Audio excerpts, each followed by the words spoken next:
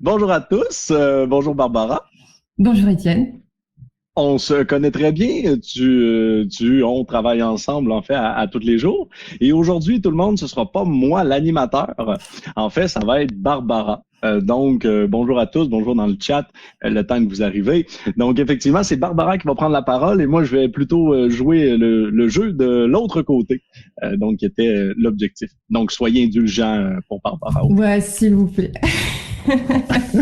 Eh ben merci Étienne. Donc Étienne, mon invité que vous connaissez sans doute, qui, comme il a l'habitude de dire, n'a pas d'accent, n'est-ce pas? C'est nous qui avons tous un accent en France, voilà. Exact.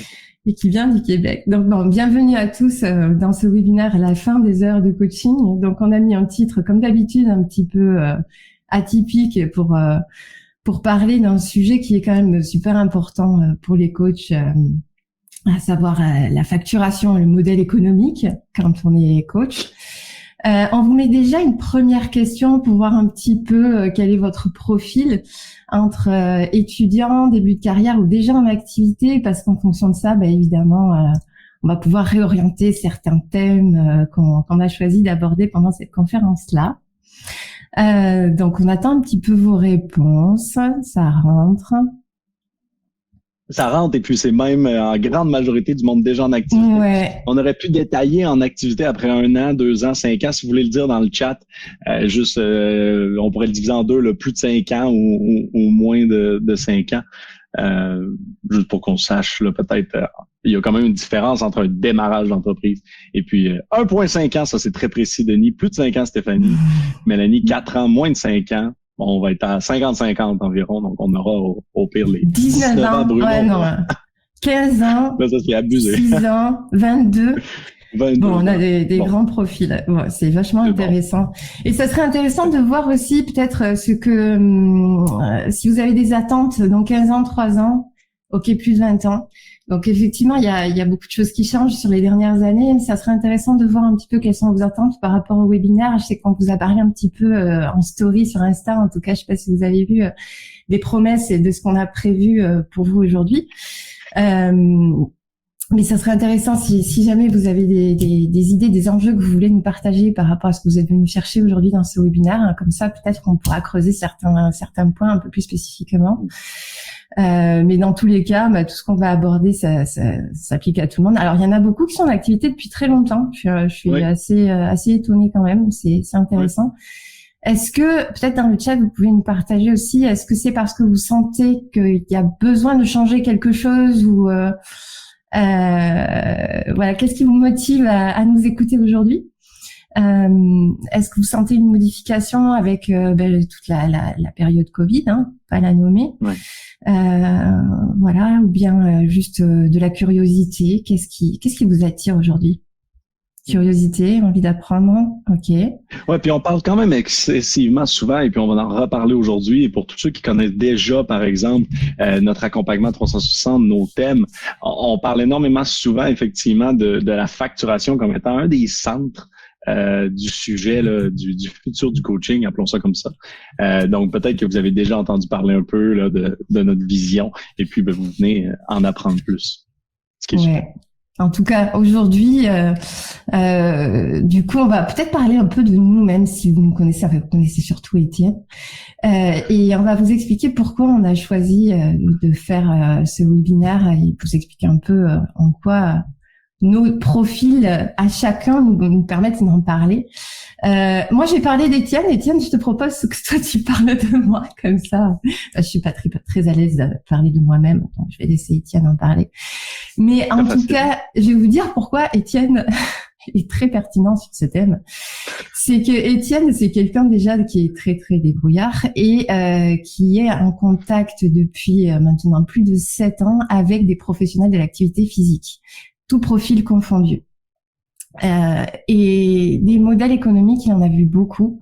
Il a vu beaucoup de professionnels tester beaucoup de choses. Et puis, on a essayé de condenser un petit peu tout ce qu'il sait et tout ce qu'il a synthétisé de ses années d'expérience dans le webinaire d'aujourd'hui. On a essayé. On va on va faire de notre mieux pour vous dire tout ce qu'on en a retenu et puis vous donner des pistes à chacun parce que c'est tous différents.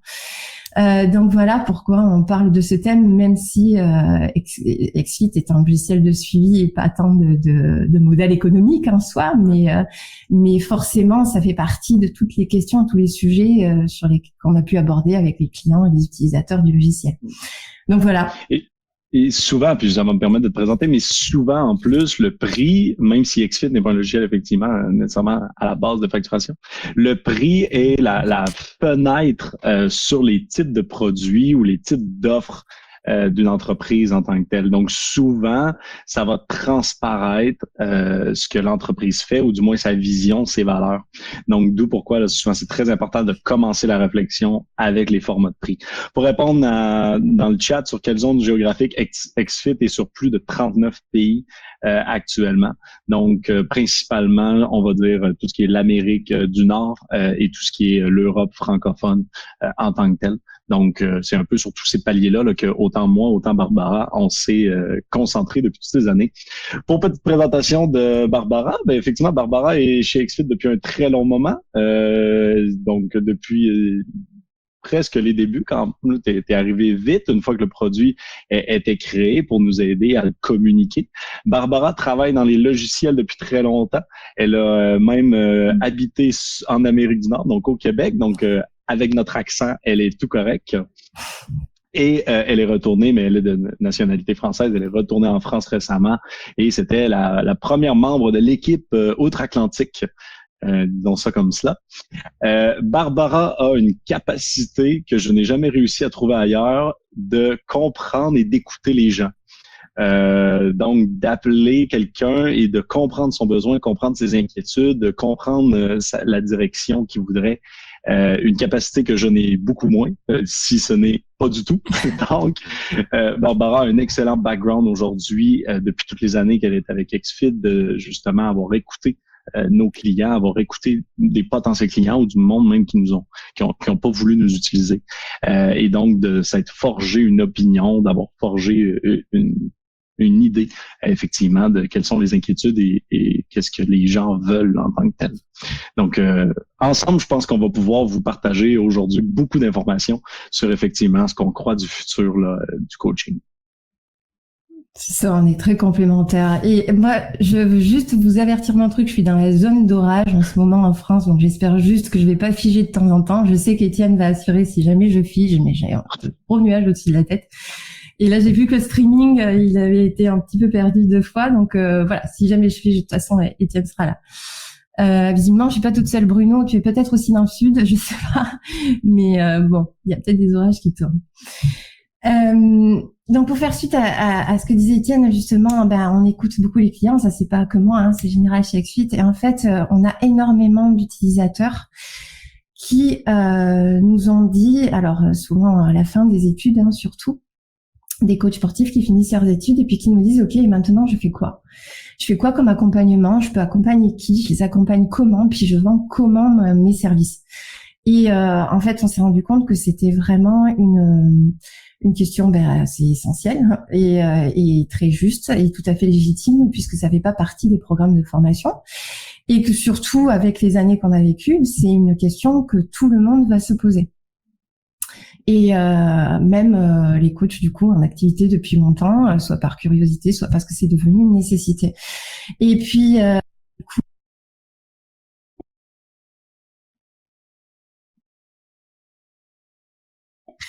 et là je vois que ma connexion a été perdue.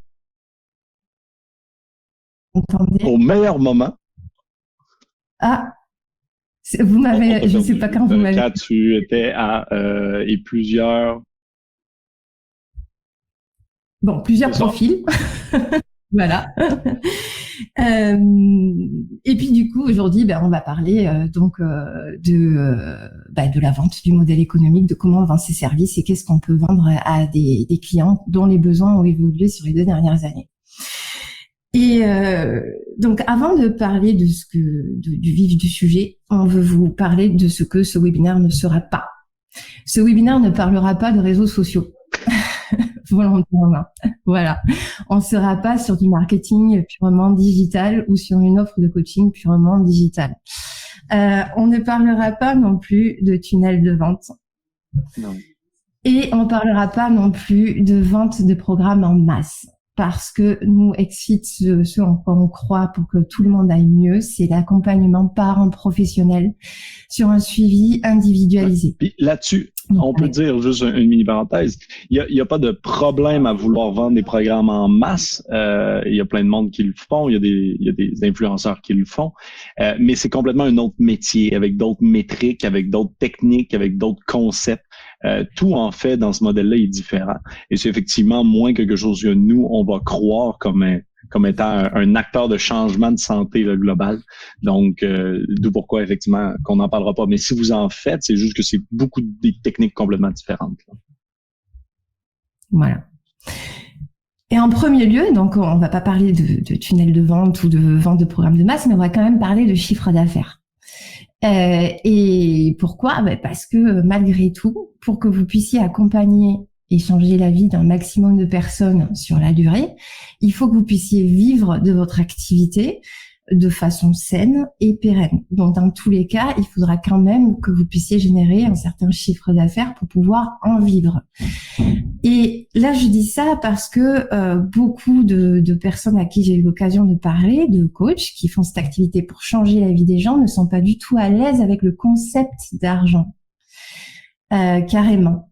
Et donc c'est un petit peu la première partie en fait de ce qu'on va aborder, c'est qu'on va parler de quel est ton rapport à l'argent. Attention, développement personnel. Je sais que ça peut sembler bizarre, mais on va vraiment parler dans un premier temps de la philosophie et du rapport à l'argent parce que c'est ce qui fera que derrière vous serez à l'aise de vendre une offre tout à fait honnête, tout à fait justifiée, justifiable. Et vous n'aurez pas honte de la présenter et d'expliquer le tarif associé à votre offre. Ça, c'est quelque chose d'hyper important. C'est un sujet tant tabou, l'argent.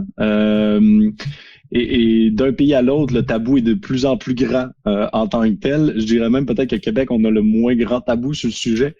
Mais partout, c'est un tabou. Souvent, on a l'impression qu'on vole les gens en tant que tel. C'est ce que moi j'entends souvent. Non, mais c'est beaucoup trop cher, ou même qu'on sous-évalue notre propre valeur en tant que tel en disant non, mais personne ne veut payer ça pour mon expérience. Je veux dire, elle est pas si exceptionnelle. Mais c'est deux sujets qui sont assez intéressants, surtout le vol de l'argent, là, si on peut commencer par lui, où en fait tout, et là c'est le système dans lequel on vit, tout action, à un moment donné, tout ce que vous faites, la valeur de ce que vous faites a de la valeur, génère un avantage pour le client. Donc, c'est parfaitement normal que ce soit rémunéré et que ce soit rémunéré confortablement de l'autre côté. Vous ferez de la philanthropie quand vous aurez, vous serez Jeff Bezos comme sur le top de la pyramide, mais en amont de ça, on n'est pas obligé d'être philanthrope le jour 1 en tant que tel. Ça, mais le propos par rapport à l'image qu'on a ici, c'est un peu, il faut dédiaboliser l'argent. C'est vrai qu'on a un rapport culturel un petit peu à l'argent où on imagine toujours qu'à partir du moment où on facture, alors vous êtes tous des chefs d'entreprise, hein, si vous êtes indépendant, on n'a pas posé la question, mais si vous êtes coach sportif indépendant, vous êtes chef de votre propre entreprise. Mais pour autant, c'est pas mal en soi, et il faut pas imaginer, en fait là ce qu'on va essayer de faire, c'est déconstruire ces vues de l'esprit associées au rapport à l'argent. C'est-à-dire que certains vont se dire ok, si je génère mon chiffre d'affaires, donc je suis comme lui. Non, c'est pas du tout le cas. Donc c'était le propos d'Étienne, c'est pas du tout le cas. Déjà voilà, les réflexions sont très différentes par rapport à la génération du chiffre d'affaires. Vous n'êtes pas Jeff Bezos juste parce que vous allez vendre du coaching ou de l'accompagnement aux gens. Ça, c'est voilà une première vue de l'esprit à déconstruire. Exact. Puis même. Vas-y. Non, j'allais dire qu'en fait, il y a quand même ce calcul qui doit être fait par rapport à comment vivre décemment et combien de clients vous devriez essayer d'obtenir et à quel prix. Oui. c'est un calcul peut-être un peu froid, mais je te laisse peut-être on n'est pas en train de parler, en fait, de faire une compagnie qui vaut des milliards de dollars. C'est pas ça qu'on est en train de parler aujourd'hui. On est en train de parler de pouvoir vivre de votre profession confortablement. Et puis ça, il n'y a pas de honte à le faire. Et puis, souvent, dans le coaching, on a tendance à aller vers justement les tunnels de vente, des grandes stratégies de propagation avec beaucoup de monde, de la publicité Facebook, etc. Mais moi, j'aime toujours revenir sur ce simple calcul qui dit, et là, on l'a mis en euros, en dollars, mais même peu importe l'unité. J'aime toujours revenir sur ça prend combien de clients réellement, en fait. Et la profession de coaching, pour vivre confortablement, entre 50 000 et 100 000 par année, on parle de entre 30 et 60 clients. Et ça, c'est ici avec un abonnement de 140. Mais plusieurs d'entre vous, je sais que Bruno, si les revenus, il pourrait même confirmer, je pense que ses clients sont à plus que ça mensuellement. Il les suit de très près. On peut tomber à du 20, à du 15 clients. On ne recherche pas tant que ça de monde. C'est du monde avec qui vous allez avoir une relation. Et ce qui est le plus drôle, c'est plus que vous avez une relation, des fois, plus ça devient difficile de charger en tant que tel. Mais il faut vraiment déconstruire ça. Et puis, pour ça, il n'y a pas vraiment de meilleure façon que de simplement se le dire, peut-être même d'écrire sur une feuille, un papier, c'est quoi votre valeur, c'est quoi l'expérience que vous avez acquis depuis tout ce temps-là, c'est quoi que vous amenez apporter comme valeur à vos clients. Et puis ça a une valeur en tant que telle. Et c'est important de le percevoir. Tout à fait. Une deuxième vue de l'esprit à déconstruire, c'est un petit peu si je fais évoluer mes tarifs, les gens vont hurler. Ça, c'est le classique. Donc là, on a quelques expériences à partager. C'est le plus grand classique. Et même nous, chez XFIT, c'est la même chose. On a toujours l'impression que les gens vont être complètement contre toute augmentation. On a même écrit récemment un article qu'on pourrait mettre dans le chat, mais un article sur comment augmenter vos prix avec les techniques pour le faire. C'est super simple. Il faut juste pas se casser la tête. Les gens s'attendent à ce qu'il y ait un prix. Selon la clientèle avec laquelle vous travaillez, ils s'attendent à une certaine branche de prix déjà. Hein, si vous allez vous chercher un café demain, vous n'êtes pas obligé de demander le prix. Vous savez que c'est entre 1,50 et 4 au pire, dans ces environs-là. Si le café est à 25 €, là, c'est un autre problème. Et là, il y a quelque chose. Mais vous avez déjà une braquette de prix en tête. Vous avez déjà une idée. Donc, ça, c'est le premier point. Deuxième point, ils vont hurler seulement s'ils ne perçoivent pas votre valeur. Et ne pas percevoir votre valeur, il y a deux options. Ça veut dire que vous l'avez mal vendu. Premier point, si vous l'avez mal vendu, c'est votre problème. Ou deuxième point, il n'est pas un client réel potentiel. Si la personne ne correspond pas à votre clientèle cible, ben effectivement qu'elle ne voudra pas votre prix cible. Mais c'est pas grave. On dit souvent que le plus grand enjeu d'un vendeur, c'est de savoir à qui ne pas vendre en tant que tel. Donc, effectivement, si vous voulez viser les chefs d'entreprise, donc vous avez un prix high-end, ou vous voulez viser les mères de famille, donc vous avez un prix moyen, eh bien, si après ça, vous essayez de viser un étudiant, il va pas aimer votre prix. C'est parfaitement normal. Mais comme il aimera sûrement même pas votre offre de service dans les deux cas. Et en règle générale, et puis il y a effectivement des bons exemples d'augmentation de prix ou de changement de prix. Émile, avec qui on travaille souvent là, et qu'on jase, on a même un webinaire où est-ce qu'on présente son modèle au Québec. Il a quand même un modèle unique et impressionnant. Moi, j'apprécie beaucoup. À un moment donné, dans un appel, j'ai dit mais augmente tes prix de 25% à la prochaine personne que tu rencontres. Pose pas de questions, fais juste les augmenter. Et en fait, mon 25% était même très bas. Moi, dans ma tête, j'avais comme un double lait, mais je le savais qu'il fallait que je le prenne avec petit bout par petit bout. Et donc, j'ai dit juste 25%. Et puis, donc, il y avait sa rencontre le lendemain avec le client et le surlendemain, il m'a réécrit, tout heureux, il a dit, le client n'a rien mentionné. Il a rien dit, il a signé aussi facile que quand j'étais 25% de moins. Et il était surpris. Il était surpris lui. Et moi, ça, c'est quelque chose que j'ai souvent dit. Puis je suis prêt à faire le pari dans la majorité d'entre vous ici, même si je vous connais pas vos prix, je connais rien. Vous pourriez demain doubler votre prix. Et je suis certain que ça ne changerait rien. Presque certain. Je suis prêt à faire le pari. Au pire, essayez-là à coût de 25%. Ouais, pour y aller graduel. Il y a un aspect, tu as déjà mentionné la dimension psychologique du prix.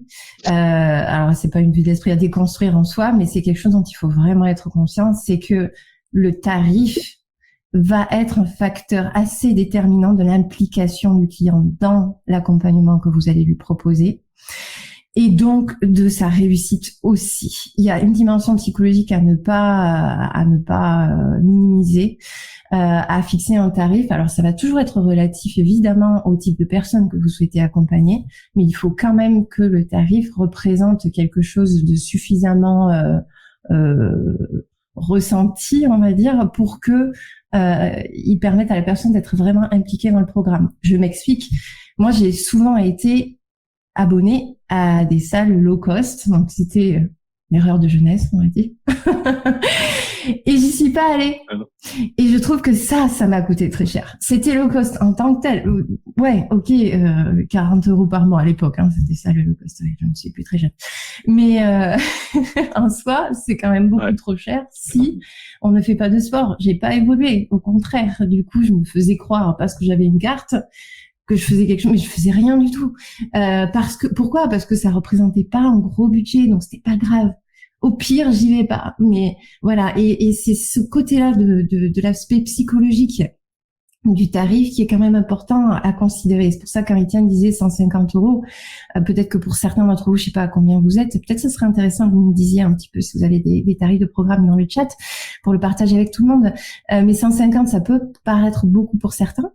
Mais en réalité, selon les budgets et les portefeuilles, c'est le juste prix pour vraiment être embarqué dans le programme. On va souvent appeler ça l'effet Netflix. Il faut faire attention dans notre domaine de ne pas être dans l'effet Netflix. On dit souvent que tout ce qui est en dessous de 10 € par mois, en fait, passe en dessous, sous les radars. Donc, le client, même s'il n'utilise pas la plateforme, va rester abonné parce que ça coûte moins cher de rester abonné que de faire l'action de se désabonner, pratiquement. Et ça, il faut faire attention. Dans notre domaine, on veut pas ça parce qu'on veut que la personne soit effectivement impliquée dans sa transformation, dans ses changements d'habitude de vie.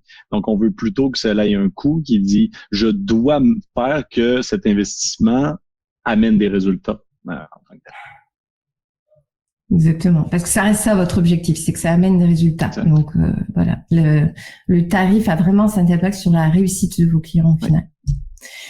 Une autre vue de l'esprit à déconstruire, peut-être que certains sont familiers avec, c'est le syndrome de l'imposteur. Je sais pas si vous le connaissez tous ou pas, mais il a un impact sur nous tous à peu près nous tous. On est victime de ce syndrome. Ce syndrome-là, c'est de dire ouais, mais je vaux pas ça. Et pourquoi ? Posez-vous juste la question, et pourquoi ? Si votre accompagnement vaut le tarif que vous allez fixer, ayez confiance en vous là-dessus et sachez qu'en fait, vous êtes juste victime du syndrome de l'imposteur quand vous avez cette réflexion-là. Essayez de le penser en pleine conscience. Voilà, c'est un syndrome vraiment qui est établi et qui existe chez tout le monde. Donc, au final, il faut, comme le dirait notre cher Einstein, il faut relativiser. Pour, en fait, ce qui vous semble facile à vous, et du coup, ce pourquoi vous, peut-être vous-même, vous associez pas beaucoup de valeur parce que ça vous semble simple. C'est pas forcément simple pour quelqu'un d'autre. Moi, je saurais jamais faire un programme de coaching, d'activité physique à qui que ce soit. Je saurais pas coder. Étienne, il peut développer ce qu'il veut en 10 minutes. Vous l'avez pas vu faire, mais je vous garantis qu'en 10 minutes, il peut faire beaucoup de choses.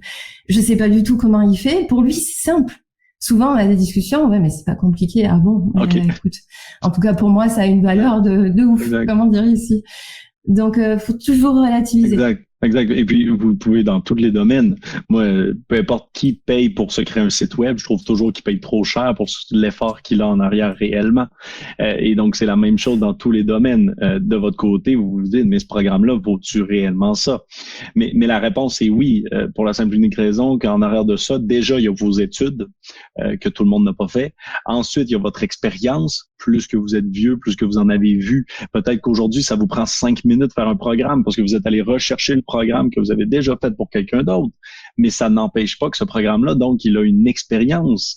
C'est comme un avocat qui reprendrait des clauses d'un ancien contrat. Eh bien, ça a de la valeur, même s'il l'a pas réécrit à nouveau, étant donné qu'il a vu des situations et aujourd'hui, il est capable de les prévoir. Donc, c'est des choses qui ont de la valeur malgré tout. Et il faut comprendre donc sa propre valeur. Effectivement, vous en avez une, malgré que des fois vous vous dites ah mais non, mais c'est pas si important là, de juste faire un suivi. Il est capable de de se motiver lui-même? Ben, non, il n'est pas capable non plus de décider c'est quoi la prochaine étape qu'il doit faire dans son plan lui-même. Ça fait 8 ans quasiment que je suis avec XFIT et je comprends pas encore les intervalles et le nombre de pas par jour, leur importance, leur non-importance. Donc, il y a des choses que vous avez, que vous connaissez, que vous pouvez effectivement vendre et donc qui ont de la valeur. Donc, assumez votre prix. Là, je pense qu'il y a un thème aujourd'hui qu'on peut parler, c'est assumer votre prix. Et statistiquement, vous l'avez sous-estimé, augmentez-le et assumez le nouveau que vous mettrez en place, là, si on peut résumer en gros. Ouais, c'est un petit peu ça. Et ne mettez pas d'objection dans la bouche de vos clients, voilà, parce que souvent on va mettre les objections, c'est nos propres barrières qu'on va apporter. Si on dit c'est trop cher, non, si c'est vous qui dites c'est trop cher, c'est pas vrai. Attendez que ce soit vraiment votre client idéal qui est l'objection prix au moment de passer à l'action. Là, vous aurez une vraie objection avec laquelle travailler. Puis une fois que vous aurez dédiabolisé l'argent, en fait, ce que ça va nous permettre de ne pas en faire un cas quand on parle avec le client. Donc, souvent, le client, ça va être un frein, il va hurler ou il va poser des questions quand vous en faites un cas. Vous arrivez, là, vous stressez, au moment de dire les prix, vous êtes tout rouge, vous balbutiez 6 avertissements au départ avant de les dire, vous mettez des petites pincettes un peu partout pour être certain de ne pas heurter le client et à la fin, vous dites vos prix. Mais tout ce début, cette introduction que vous avez fait, a juste placé votre client dans une situation de stress et peu importe ce que vous venez de dire, ça va être trop cher. Si on dédiabolise, que vous êtes conscient et confiant, eh bien ensuite, quand vous allez dire vos prix, c'est une pacotille, c'est une information parmi tant d'autres et c'était pas l'information qui est importante. L'information importante, c'est ton succès, c'est la valeur que je peux te donner, c'est les objectifs qu'on va atteindre ensemble et voici le prix et on passe à autre chose. Donc, maintenant que ceci est établi, on peut passer au vif du sujet. Exact. C'est-à-dire comment on facture, mais plus à l'heure. Et à la base, la question qu'il faut se poser, c'est que veut ton client? Est-ce qu'il veut performer, être en santé, un ami ou la réponse D? Non, que veut ton client? Donc, vous avez peut-être un profil de client qui est quand même assez élaboré, soit un persona établi, comme on dit, ou un avatar, comme peuvent dire d'autres. Et que veut-il, le client? Est-ce qu'il veut 1 heure avec vous à comprendre comment on fait le mouvement chaque semaine? Ou est-ce qu'il veut atteindre un objectif? Donc là, bon, j'ai peut-être induit la réponse dans ma question. Étienne, qu'est-ce que tu en penses? Il veut atteindre un objectif santé. Ça, c'est sûr. C'est pour ça qu'il prend. Donc, il prend un coach parce qu'il prend une expertise, il prend quelqu'un à qui il va rendre des comptes, il prend quelqu'un qui va l'accompagner vers son objectif. Donc, clairement, il veut pas 1 heure. Et si on établit ça, c'est évidemment pour dire il faut plus compter le temps, il faut plus compter les heures, il faut expliquer comment on atteint cet objectif dans une démarche globale, mais se détacher complètement de la notion du temps. Exact. Et puis donc, c'est votre valeur, hein, parce que il y a une valeur à passer 1 heure avec vous, c'est pas ce qu'on est en train de dire, mais il y a une différence entre son désir satellite, son désir parallèle et le besoin le plus loin. On va penser comme aux objectifs du client. Quand il vous dit « je veux rentrer dans mes jeans », souvent on parle plus d'amour propre à travailler sur le long terme. Donc, c'est toujours, vous avez une fonctionnalité, une feature qui est de passer 1 heure avec moi, mais l'objectif central, pourquoi le client veut un coach aujourd'hui, c'est pour atteindre un objectif santé. Et donc, effectivement, c'est dans ce contexte-là que ce qu'il faut charger n'est pas donc l'heure que vous passez avec, qui ça est satellite, mais le cœur de votre expertise, qui est l'atteinte d'un objectif santé, ou du moins tendre vers l'atteinte d'un objectif santé. Et du coup, c'est là où là je viens de vous mettre un nouveau sondage là pour voir un petit peu si le concept d'accompagnement 360 est clair pour vous ou pas, mais c'est clairement là en fait le point de ce qu'on aborde, c'est plus une heure, c'est un objectif. Et pour atteindre un objectif, il faut considérer tous les aspects de la vie de la personne.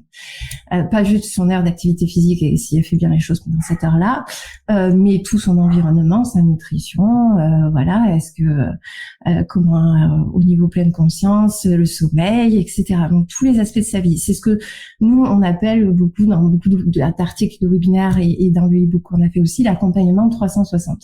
Et si je peux me permettre, juste mini parenthèse avant de te laisser continuer, accompagnement 360 ne signifie donc pas d'être autant mentaliste, entraîneur, nutritionniste, psychologue et médecin. Hein? Donc, c'est pas ça que ça signifie. Accompagnement 360 signifie plutôt de sortir du 1 heure que vous voyez votre client et donc de suivre votre client dans sa globalité de sa vie, ce qui va permettre à atteindre un objectif. Mais je fais attention, souvent quand on dit effectivement accompagnement 360, tout le monde nous dit « Ah oui, donc il faudrait que je fasse une formation de nutrition ». C'est pas ça qu'on parle. On parle vraiment juste d'être capable de suivre le client dans sa globalité en tant que tel. Parenthèse. Exactement. Donc aujourd'hui, on va pas parler de ce qu'est l'accompagnement 360 parce qu'on veut rester sur le modèle économique. Donc si vous voulez, là, il y en a, vous êtes à peu près la moitié à être pas trop à l'aise avec le concept. Je vais mettre le lien. Mais voilà, on va vous mettre le lien du e-book parce qu'on a écrit un e-book précisément là-dessus pour expliquer un petit peu comment faire cet accompagnement global, holistique, enfin bref, 360. Donc dans le e-book, vous aurez beaucoup de réponses et puis on aura l'occasion à la fin de l'été peut-être de faire un webinaire là-dessus. Mais aujourd'hui, voilà, on voulait juste aborder le fait que l'accompagnement 360, c'est la solution pour ne plus vendre les heures. Et puis de toute façon, les heures, c'est pas ce dont ont besoin vos clients. Exact. Voilà. Et ceci étant dit, comment est-ce que on facture du coup, comment on aborde les clients et comment on facture un accompagnement global, c'est ce qu'on va aborder maintenant. Et en première étape, on voulait vous parler du coup des objectifs clairs et des objectifs flous. Je sais pas si c'est un concept aussi qu'on a inventé ou qui est déjà clair dans vos têtes. En fait, pour pouvoir voir comment vous pouvez vous positionner par rapport à l'accompagnement 360, ce qu'on vous propose, c'est déjà de regarder votre clientèle actuelle et de faire un petit peu un état des lieux par rapport à la clarté de leur objectif. Objectif clair, objectif flou. Vous allez avoir par exemple des athlètes qui veulent gagner la prochaine compétition, voilà, le prochain 10 km, faire tel temps. Il n'y a pas plus clair que ça. L'objectif est très très clair, c'est très facile de le faire formuler, de donner un cap avec des points d'ancrage dans le temps. Et puis vous avez des gens comme Étienne qui ont des objectifs flous, ou moi même. Voilà, ce qu'on veut, c'est être en forme. Exact. Et puis ça, je suis encore récemment, la semaine dernière, allé à Toronto pour une conférence et puis j'en parlais avec plein de monde, puis plein de monde m'en parlait. L'industrie du fitness actuellement tente de répondre uniquement aux gens qui ont un objectif hyper clair. Donc, souvent des objectifs de performance, de perte de poids, 10 livres de moins, de performance. Donc, par exemple, un marathon, une course, un Ironman, des choses comme ça. L'erreur ici, c'est donc, ça fait depuis 40 ans que l'industrie du fitness parle au même 10-15% de la population. Je crois même qu'en France, vous êtes autour de 8% qui sont inscrits dans un gym, si je ne m'abuse. Mais peu importe, c'est toujours, peu importe les pays, c'est toujours autour de ces pourcentages-là. Donc, où est le 85% restant? Ce 85% restant-là, en fait, il est moi, il est Barbara, il est plein de monde, il est un objectif flou. C'est du monde qui, comme nous, je ne veux pas nécessairement être dans un gym 3 fois semaine. Je ne veux pas forcément, ou je ne veux pas être inscrit dans une course de marathon. Mais je veux être en forme. Je veux être en forme, je veux bouger. Et pour ça, j'ai malgré tout besoin d'un professionnel. Mais d'un professionnel qui comprend justement ce que je viens de dire, que je n'ai pas le goût d'être avec un objectif hyper précis. Moi, je veux bouger. Demain, je veux faire du kayak. Après-demain, je vais faire du ski. Après ça, je vais aller faire de la randonnée. Et puis, tout ça jumelé avec certaines séances dans un gym, etc., selon ce que j'ai fait. Ça, c'est un objectif flou. Exactement. Et puis moi, ce que je veux, c'est rester en forme le plus longtemps possible pour être aussi en forme que mes filles qui sont en train de grandir. Ouais. Et donc, voilà, c'est aussi un objectif flou. Par contre, là où vous pouvez, en fait, on a tendance, ou personnellement, j'ai tendance à penser qu'il faut essayer d'arriver à clarifier l'objectif quand même, parce que ça va quand même apporter du concret à votre rapport. Et donc, d'essayer de faire formuler un objectif le plus clair possible. Alors, peut-être à un horizon de 2 mois, 3 mois, peut-être faire des petits, des touch base un peu plus courts, en fait, dans le temps, pour essayer de clarifier l'objectif. Pourquoi on dit ça? Parce que ça aura un petit peu un impact sur votre choix, sur la façon de moduler votre modèle économique. Il y a peut-être des choses plus simples à vendre sur un objectif clair ou plus compliquées sur un objectif flou et inversement. Donc, en première étape, je suis sûre que vous pensez déjà, essayez de penser déjà aux personnes que vous suivez, pour ceux qui en suivent déjà, donc la grande majorité d'entre vous. Essayez de visualiser un petit peu où ces personnes se situent au niveau des objectifs. Est-ce qu'ils sont vraiment très clairs ou très flous? Ça vous donnera déjà un petit profil de votre clientèle. Voilà, c'est un petit exercice qui peut être super intéressant à faire pour faire un état des lieux de votre clientèle actuellement, de savoir dans quelle catégorie sont vos clients. Donc on peut imaginer en ligne de tableau mettre les prénoms carrément, et puis après objectif clair, objectif de fond flou, et on définira si Martine, Jean, Alain, Juliette sont plutôt sur un objectif clair ou flou. Et comment est-ce qu'on peut les ramener vers un objectif un peu plus clair et de plus court terme peut-être. Donc là on a mis des exemples totalement aléatoires, mais ça correspond à ce qu'on venait de vous dire. Et puis oui, les novices ont encore plus besoin d'un coach, bien sûr. Mais à ce moment-là, voilà, ils ont aussi peut-être un objectif de fond flou, et le rôle du coach va peut-être être de clarifier un petit peu les objectifs de parcours, d'étapes. Et puis ça pour moi, ça pour moi, je peux même renchérir encore une fois, parce que je crois vraiment dans le futur de l'industrie, c'est justement de prendre une plus grande portion de la population et leur offrir un suivi justement. Donc pour moi, ça c'est vraiment une notion qui est importante. Si on veut en tant qu'industrie, tout le monde ensemble, passer de seulement 15% de la population à un 70% de la population avec un professionnel, c'est de prendre les gens même quand ils n'ont pas un objectif de course avec un temps à battre hyper précis. Je pense que c'est quelque chose d'important à renchérir. Oui, tout à fait. Maintenant. Bon. Et maintenant, alors on se souvient, on vient d'établir en vitesse grand V la catégorisation de nos clients, objectif clair, objectif flou. Et maintenant, on fait quoi avec ça? Alors Étienne, qu'est-ce qu'on fait avec ça? Il y a beaucoup de choses à faire avec ça, mais ce qui est certain, ce qu'on ne fait pas, c'est des prix horaires. Quand on ne veut plus faire des prix horaires, en fait, il y a juste 2 autres options conceptuellement. Il n'y a pas énormément d'autres points. Il y a des forfaits ou des abonnements. Aussi simple que ça. Un forfait, c'est un prix fixe pour une offre donnée sans nécessairement un temps spécifique. OK? Donc, on essaie, la caractéristique, c'est de le détacher de l'heure en tant que tel. Donc, il y a quand même du temps dans votre offre. Il va toujours en avoir. Mais vous détachez dans le discours, on n'est plus rattaché à une heure et combien. Un abonnement, je le simplifie tout le temps en disant que c'est un forfait répété par mois. Simplement de même. OK? Donc, c'est un prix fixe pour une offre donnée répétée dans le temps. Grosso modo, après, ça dépend des objectifs des gens. Plus que c'est un objectif très clair et très précis, en fait, plus que c'est simple à vendre sur un forfait. Donc, plus qu'on peut venir dire, bon, ben parfait, je vais t'amener à ce point-là en passant par cette étape-là, cette étape-là, cette étape-là, ce que vous avez tout appris, les planifications, macro, micro, cycle, comme XFIT on permet de faire. Donc, ça permet vraiment de faire rapidement un forfait avec une date pour l'atteinte de l'objectif. Mais c'est pas toujours adapté si le forfait est plus que 3 ou 6 mois, ok? Parce que ça permet, le client se projette trop loin là, en tant que tel. Donc, objectif clair, souvent on peut y aller avec un forfait. Souvent, on va aussi voir le forfait comme étant une introduction en tant que tel. Une prise en charge. Donc, on va dire, le client vient, on va dire, bon, les 3 premiers mois, ça demande toujours plus d'ajustements, plus de choses. On va faire un forfait. Et puis ensuite, on va essayer de passer à abonnement.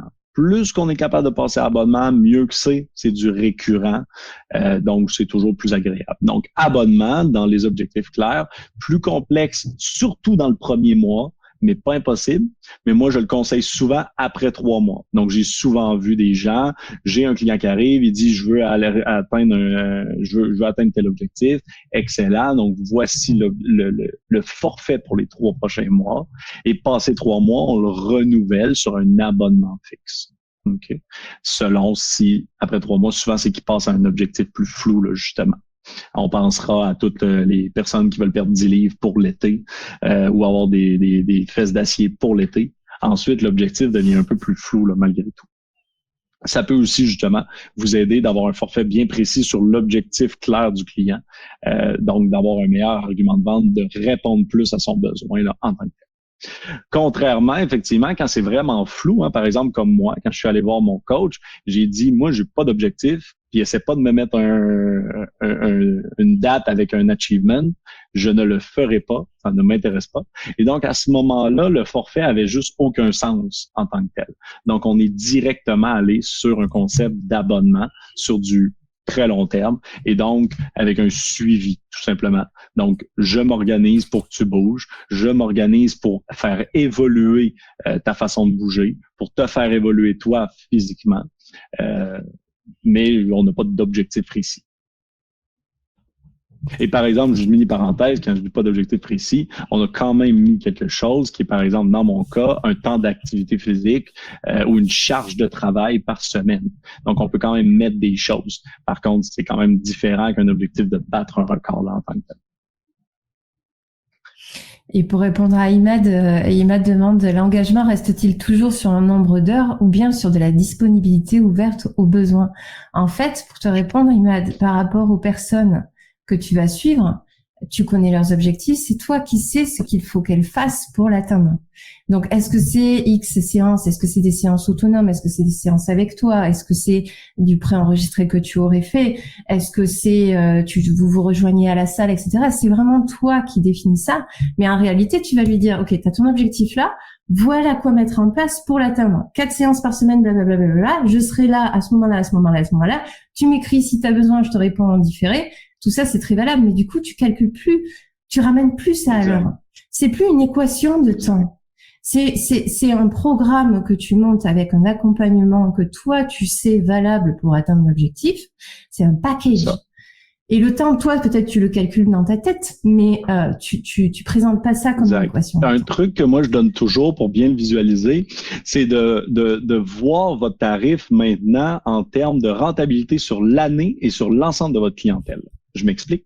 Actuellement, si vous regardez, vous venez de passer 1 heure avec un client et puis vous lui avez pas chargé 60 $, 100 $, 100 €, peu importe, vous vous dites, j'ai pas été rentable. Et là, ça cause un problème. Un, parce que vous êtes sur le mauvais objectif. Vous devriez être focus sur le fait de vouloir que votre client atteigne l'objectif, peu importe le salaire 2 minutes après. Et deuxièmement, parce que vous êtes sur un cas bien précis.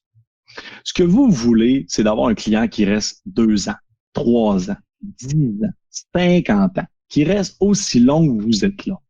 Ça, c'est le premier truc que vous voulez. Donc, vous devez... Et qui vous recommande. Et qui vous recommande en plus, exact. Parce qu'il atteint ses objectifs. Donc, il y a toujours peut-être plus d'efforts à mettre au début qu'il va en avoir à la fin. Bon exemple pour moi, dans les premiers mois avec mon coach, on passait beaucoup plus de temps par vidéoconférence. Le mois dernier, on a passé 0 temps par vidéoconférence. Pourtant, j'ai payé le même prix. Donc, il vient de faire l'argent tout simplement dans ses poches le dernier mois. Mais puis il m'a pas rien demandé, je lui ai rien demandé. Et puis le premier mois, il m'a pas commencé à calculer, il n'a pas commencé à calculer le temps. Donc, regardez l'ensemble du revenu que vous avez fait conceptuellement sur l'année, le temps que vous avez investi en gros, et là, vous allez avoir un taux horaire qui serait pertinent, puis qui va être beau, qui va être même plus haut que votre actuel taux horaire. Donc ça, c'est très important. Donc, prenez la totale au lieu de ramener à chaque client un après l'autre. Et ça va vous permettre d'avoir un cœur plus ouvert, je ne sais pas comment le dire, mais de effectivement aider le client plus facilement. Parce que le client que vous suivez moins, mais qui paye le même prix qu'un autre que vous suivez plus, vont se connecter là ensemble, vont s'équilibrer.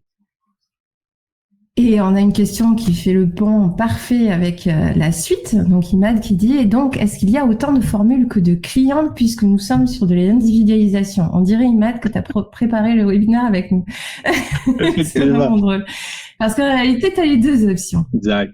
Alors, il n'y a pas de science exacte dans ce qu'on dit, hein. Vous faites tout ce que vous voulez. On vous présente des principes. C'est que ça dépend de trop de choses en tant que tel. Donc, c'est pour ça qu'on essaie de vous présenter des principes, mais ça dépend d'énormément. Ça dépend de votre clientèle. Vous êtes en réhabilitation, vous êtes plus avec de la masse, vous chargez du moins cher, vous chargez du plus cher. Souvent, ce qu'on va dire, c'est que plus vous êtes dans du individualisé cher, donc dispendieux, plus high-end en tant que tel, plus on va essayer d'être flexible et on va éviter le strict. Plus vous êtes dans du volume, donc vous voulez du 100 clients pour être rentable, plus on va vouloir être dans du strict malgré tout. Parce qu'on va vouloir gérer plus de volume. Hein? Donc toujours la différence entre les deux. À la même manière que plus que vous êtes dans le flexible, plus que vous voulez être en forfait, plus que vous êtes avec vous avez besoin de beaucoup de clients, plus qu'on va essayer d'être en abonnement. Tout simplement, en tant que tel. Imaginons un cas comme XFIT, on a plus de 5000 clients dans plus de 39 pays. Ça ne serait pas gérable si on était dans du 100% flexible. Donc, on doit effectivement créer des tarifs, des abonnements et être plus strict. Ça l'amène toutefois de l'autre côté des enjeux, ça l'amène des discussions où, ah non, mais moi, je veux pas telle fonctionnalité. Mais à un moment donné, c'est la vie. Donc, strict ou flexible, ça va dépendre effectivement là, de votre clientèle. Je viens d'un peu de lequel vous devez viser selon le nombre de clients que vous avez de besoin là, en tant que tel. Dans tous les cas, ce qu'il vous faut, c'est quand même définir un cœur strict, plus ou moins étoffé, par rapport au type d'accompagnement que vous voulez faire. Et ce cœur-là, vous allez pouvoir lui ajouter de la modularité en fonction de ce que vous savez qu'il y a de la valeur pour des profils un peu plus spécifiques. Et voilà. Et puis, exact. Ce que Barbara vient en train de dire, c'est juste qu'il faut pas que votre prix ait l'air de sortir d'un chapeau magique en tant que tel. Donc, il faut effectivement, même si vous êtes dans du 100% flexible, il faudrait malgré tout avoir, par exemple, voici les 3 forfaits standards que j'ai. Dans ton cas, j'ai l'impression qu'on serait entre le 2 et le 3. Donc, voici l'offre que je t'ai faite. Okay? Donc, on va malgré tout essayer d'avoir une structure qui permet aux clients de pouvoir comparer, de pouvoir justifier le prix là, en tant que tel dans sa tête. Là. On a une grande question. On va poursuivre, on reviendra sur les questions peut-être à la fin.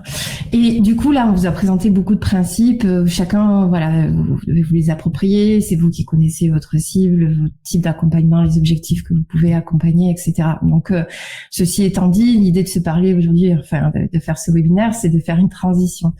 Et du coup, enfin voilà, il y a 2 grandes étapes en fait que vous pouvez aborder si vous décidez de vous engager dans une transition tarifaire. Surtout si vous êtes à l'heure aujourd'hui, c'est une transition qui est quand même assez importante en fait. La première chose, c'est de faire ce fameux tableau dont on a parlé et puis établir un petit peu l'état actuel de la situation pour voir un petit peu en fonction objectif clair, objectif flou. Est-ce que vous allez plutôt aller vers un abonnement ou vers un forfait pendant 3 mois, vers un forfait qui ensuite a une transition vers un abonnement. Strict ou flexible, voilà, on vous a donné des pistes. C'est déjà, vous pouvez poser sur papier la théorie le futur idéal de votre modèle économique. Exact. Peut-être un premier petit truc que je peux donner là, par rapport à cet idéal-là. Faites premièrement le calcul de combien de clients vous avez besoin. Ça, c'est la première étape. Et deuxième étape, pour décider vos 3, par exemple, forfaits, prenez 100% de vos clients. Mettez combien ils payent environ mensuellement dans une tableur Excel, triez-les par prix, et puis vous allez être capable de faire 3 grands groupes déjà, là, théoriquement. Donc, ça peut être 2 bonnes techniques juste pour voir là, rapidement, sortir rapidement un début de transition. Voilà. Et puis ensuite, l'idéal serait de faire des rencontres individuelles avec vos clients actuels pour expliquer le désir d'évolution et ce qu'il y a derrière ce désir, c'est-à-dire de mieux les accompagner vers un objectif et de s'assurer qu'ils l'atteignent. Et puis voilà, de parler des intentions et du discours qui est derrière. Vous risquez d'être surpris de l'ouverture parce que bon, voilà, d'autres l'ont fait et ont été surpris de l'ouverture de leurs clients alors qu'ils avaient eux-mêmes la projection de ils vont tous hurler, c'est pas possible, ça passera jamais. En réalité, vous le faites pour eux. Et il faut, voilà, c'est cette vue de l'esprit du rapport au prix. N'oubliez jamais que ce que vous le faites pour eux, pour qu'ils atteignent leur objectif. Donc voilà, parlez-en ouvertement avec eux. Ça, c'est une étape vraiment à faire aussi dans cette transition-là. Oui. Et puis, casser le modèle du taux horaire. Voilà, essayez, parce que si quelqu'un essaye de vous amener vers un calcul, donc en gros c'est 65 € de l'heure, casser ce modèle, ramener à l'accompagnement 360, puis dire écoute, voilà, c'est plus ça la logique. Et ça, on l'entend toujours. C'est quand même autre chose. Mais les gens, ils me ramènent à mon taux horaire. On l'entend toujours, ça. Et ça, il faut faire super attention de l'utiliser en temps comme argument de vente. Donc, le client vous dit, non, mais donc, ça fait combien en taux horaire? Vous avez une opportunité qui est en or de dire, ah, je comprends pourquoi tu me demandes ça, parce que tout le monde est en taux horaire. Mais ça fait 3 fois, justement, que tu as des coachs et puis que tu atteins aucun résultat. C'est pour ça que moi, je ne suis pas en taux horaire, je suis plutôt en forfait qui me permet en fait de déconnecter ce temps-là et d'être sur le vrai bon objectif commun qu'on a ensemble, l'atteinte de ton objectif. Donc, paraphraser ce que je viens de dire de 1001 façons, mais l'idée, c'est d'utiliser ce que votre client vient de dire en argument de vente par la suite. C'est de le transférer, le transformer. Et je parlais tout à l'heure que justement, la tarification est une porte, une fenêtre sur la vision de votre entreprise. Si vous êtes plus à forfait, si vous êtes plus à taux horaire, vous êtes rendu à forfait, c'est justement une fenêtre vers une vision d'accompagnement déconnectée du temps et qui prend la vie du client dans sa globalité. Mettez ça de l'avant. Si vous le mettez de l'avant, le prix paraît beaucoup plus logique et le client vous ne redemandera pas votre taux horaire.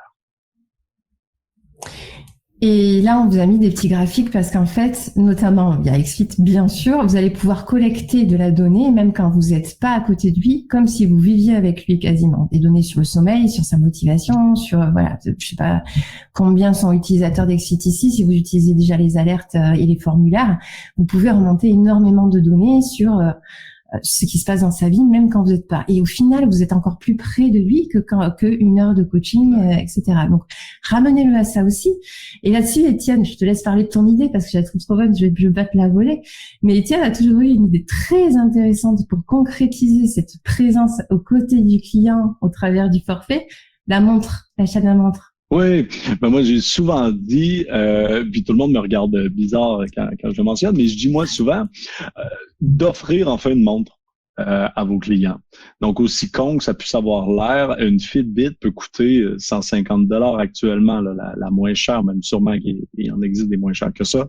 Vous pouvez aussi demander au client de le payer lui-même, mais je trouve toujours que ça fait un bel effet wow si votre client prend un forfait certainement en haut que vous aimez. Par exemple, il prend un forfait de 3 mois où est-ce que vous lui chargez 1200 $ pour les 3 mois. Prenez 150 $ pour acheter une montre et lui offrir. 1, ça fait un message qui est formidable. 2, vous venez d'investir dans le futur.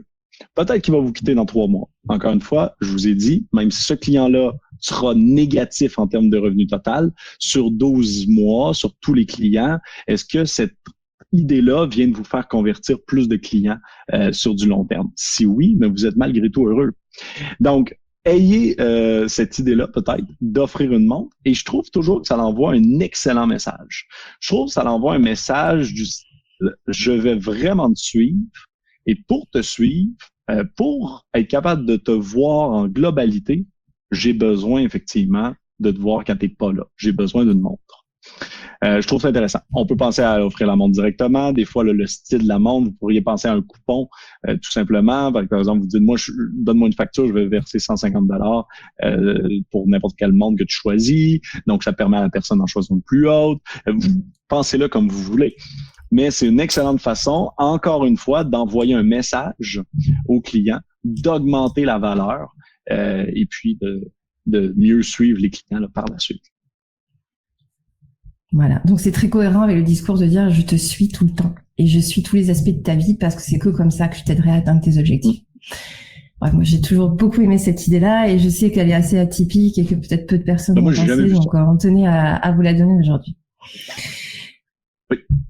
On se laisse sur quelques principes clés pour clore un peu ce webinaire qui a déjà 10 minutes de plus que prévu. Merci d'être toujours tous là, c'est très chouette. On vous lance des principes comme ça, c'est de quoi réfléchir, hein, à laisser maturer. Mais avoir peur de perdre un client est la meilleure façon de le perdre. Oui. Déjà. vous devriez vraiment vous concentrer sur l'objectif unique qui est de lui permettre d'atteindre ses objectifs. N'ayez pas peur de perdre le client. Il fera ses choix de vie, ça le regarde. Mais la seule objectif que vous devriez avoir, c'est de l'aider à atteindre ses objectifs, parce que c'est comme ça que le cercle vertueux va s'enclencher pour vous aussi. Ça. Et théorie du reset que moi je dis souvent, là, si un client, vous n'êtes pas capable de l'aider, vous êtes mieux pour X, Y, Z raison, ou si le client ne s'aide pas lui-même, vous êtes mieux de lui dire que vous voulez l'abandonner, qu'il est mieux de s'en aller, etc. Ça va juste le faire revenir encore plus fort là, en tant que tel. Donc, effectivement, de se détacher un peu puis de se dire, je peux perdre le client si je ne corresponds pas totalement à ses besoins. C'est la meilleure façon de faire les bonnes choses pour lui et donc qu'il reste. Il n'y a rien de moins agréable que d'avoir quelqu'un qui n'a aucune opinion puis qui essaie de faire tout pour nous plaire, surtout dans le concept d'un coach. Donc, en tant que coach, vous devez avoir une opinion, vous devez vouloir promouvoir la façon de faire les choses. Et si le client ne veut pas écouter, etc., n'hésitez pas là, à proposer de lâcher. Ça va juste faire revenir la personne. Donc, elle va prendre confiance en vous. Aussi drôle que ça va l'air.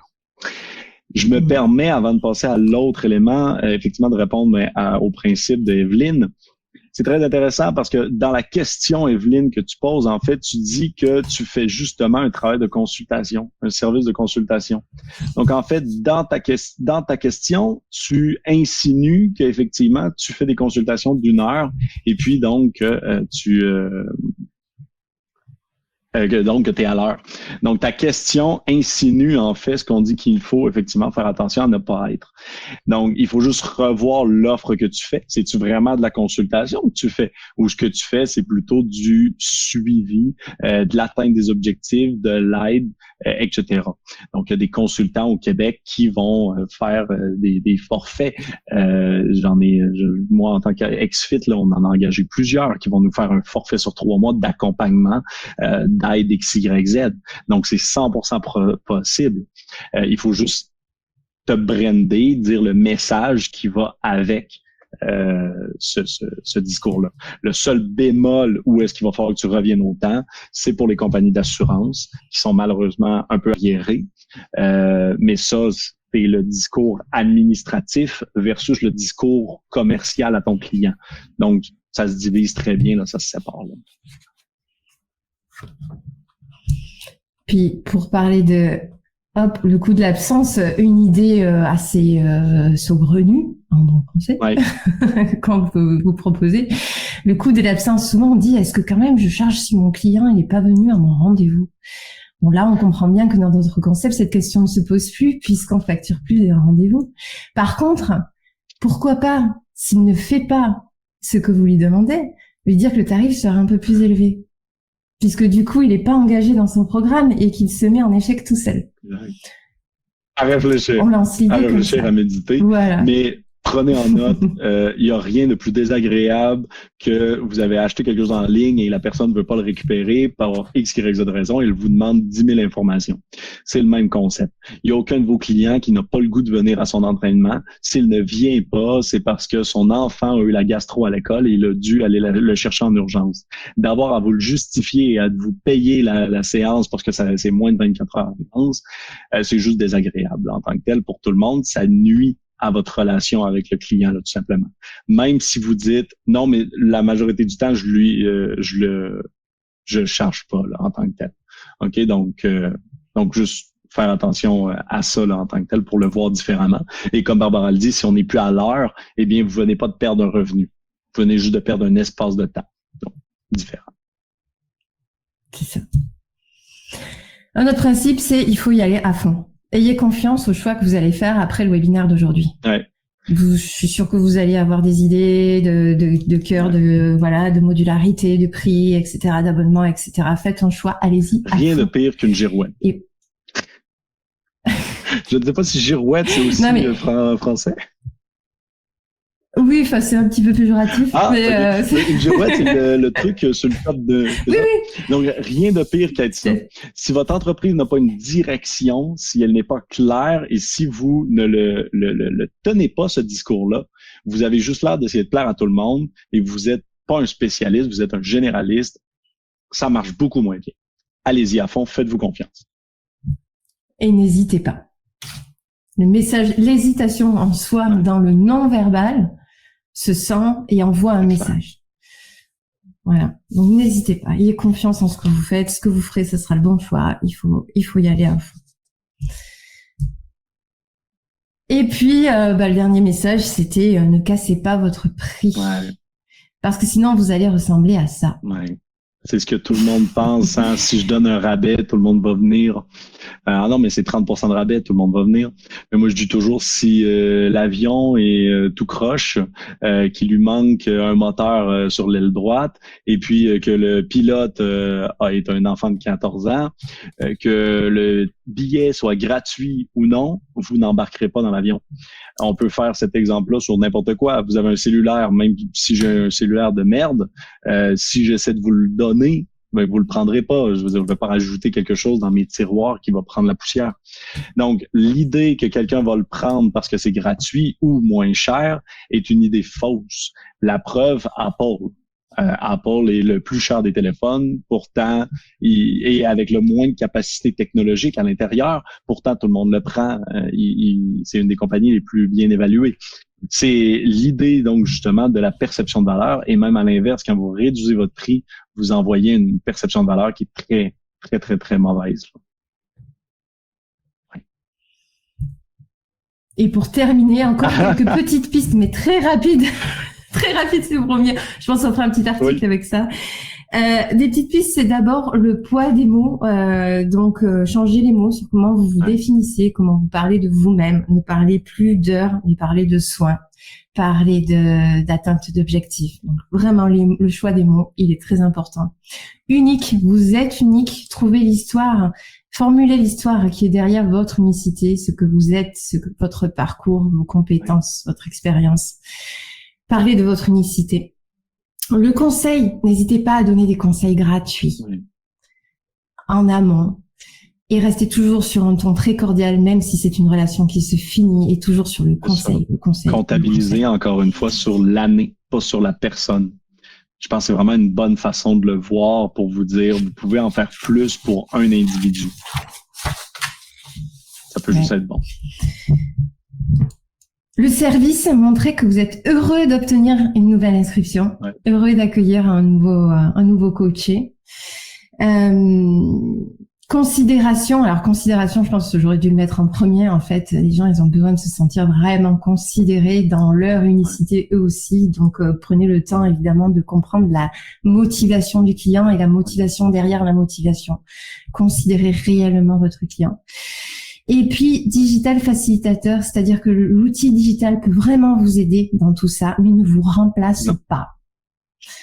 Ne vous remplacera jamais. À nos yeux, c'est impossible. Par contre, le digital peut être à vos côtés comme un adjoint pour faciliter tout ce dont on vient de parler. Faire des suivis de qualité avec moins d'efforts. Par exemple, les montres connectées qu'on a parlé tout à l'heure, c'est hyper important pour suivre le client quand vous n'êtes pas avec. Si vous avez 30 clients, de regarder chaque montre individuellement, c'est impensable. C'est là que la technologie rentre. Donc, la technologie n'est pas nécessairement une valeur en tant que telle, mais elle vous permet d'offrir plus de valeur au final par le temps que vous débloquez ou par le suivi qui vous permet en tant que tel. La proactivité aussi, des fois. Eh bien, voilà qui clôt le cœur de notre thème d'aujourd'hui.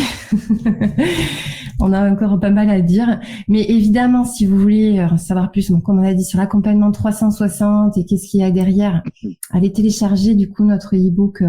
Étienne vous avez mis le lien tout à l'heure. Le futur ne sera pas digital. On y donne beaucoup de pistes. Et puis, évidemment, vous pouvez aussi démarrer un essai gratuit de XFIT pour voir comment vous pouvez vous organiser tout ce suivi sur le logiciel XFIT qui est à côté de vous en facilitateur pour mettre en place ce nouveau modèle économique et cet accompagnement global. Exact. Merci beaucoup de tout le monde d'avoir été là. J'espère que ça a été intéressant. C'était quand même un grand résumé de moi et Barbara. On s'est parlé pendant très longtemps avant là, pour réussir à faire ça. On aurait pu en parler, comme vous pouvez voir, pendant encore au moins 2-3 heures, j'en suis certain. Si ça vous tente, on pourrait en refaire un sujet comme ça. N'hésitez pas à l'écrire dans le chat. Peut-être même s'il y a un élément de ce qu'on a dit que vous croyez là, qui serait intéressant d'aller plus en profondeur prochainement. prochainement. N'hésitez pas à nous l'écrire. Je fais une parenthèse. La semaine prochaine, on a prévu faire un webinaire sur les techniques traditionnelles pour trouver des clients. Donc, parce qu'on parle beaucoup de digital, de réseaux sociaux, d'Instagram. Faites des stories, faites des posts, passez votre vie, en gros, à faire des choses sur Insta. Et sur Mais les la réseaux poste sociaux. est encore superbe. Mais la poste est encore superbe, serrer des mains, c'est encore superbe. Et du coup, la semaine prochaine, on a dédié un webinaire à ça parce qu'en fait, il y a beaucoup de coachs qui se perdent un peu sur les réseaux et ça leur ressemble pas trop. Ouais. Donc, on a décidé de faire aussi un contenu là-dessus. N'hésitez pas, si vous avez des questions, ça nous nourrit énormément.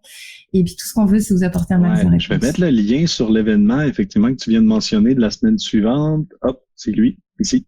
Donc, n'hésitez pas à rejoindre cet événement-là. Ça va être un superbe événement, honnêtement, où est-ce qu'on va complètement, encore une fois, être disruptive, là, donc penser hors de la boîte. Je pense qu'on est quand même assez... on le fait assez souvent, là.